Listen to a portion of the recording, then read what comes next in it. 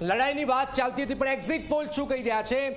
કોંગ્રેસ આપનું ગુજરાતમાં નહીં ખુલે ખાતું. 26 માંથી 26, ત્રીજી વાર ભારતીય જનતા પાર્ટી 26 માંથી 26 હેટ્રિક મારશે. ના ભરૂચ, ના બનાસકાંઠા, ના આણંદ, ના પાટણ, ના સુરેન્દ્રનગર, ના જામનગર, ના રાજકોટ, એક પણ જગ્યા ઉપર ઇન્ડિયા ગઠબંધન નથી આવી રહ્યું ગુજરાતમાં.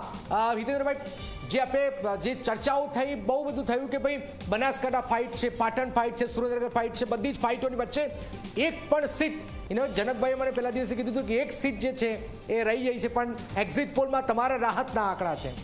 નહીં, અમારો કોન્ફિડન્સ તો જનકભાઈ એટલો હતો કારણ કે અમે કરેલા કામોના આધારે, ભારતીય જનતા પાર્ટીના સંગઠને કરેલા પ્રયત્નોને આધારે અને આદરણીય નરેન્દ્રભાઈ, આદરણીય અમિતભાઈનું જે હોમ સ્ટેટ છે, તો ગુજરાત તો ભારતીય જનતા પાર્ટી માટે પોલિટિકલ લેબોરેટરી છે અને અહીંયાથી શરૂ થતી દરેક ચિનગારી ત્યાં આગ બનીને આખા દેશમાં પ્રસરે છે.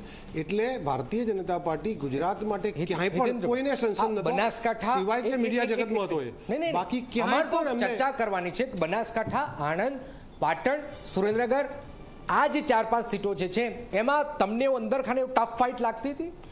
જો જનકભાઈ, એમાં 20 થી 22-23 લાખ વોટર્સની સાઈઝ છે. એમાં કોઈ પણ વ્યક્તિગત ઇસ્યુ, કોઈ સોશિયલ ઇસ્યુ હોય, કોઈની નારાજગી હોય અથવા કોઈ ઘટના આધારિત બાબત બની હોય તો એ લોકસભામાં સાઇઝેબલ નહીં થાય. એ વિધાનસભા હોય, હા, આનો આ ઇસ્યુ કદાચ જિલ્લા પંચાયત, નગરપાલિકા, મહાનગરપાલિકામાં સાઇઝેબલ થાય. તમારા પાર્ટીના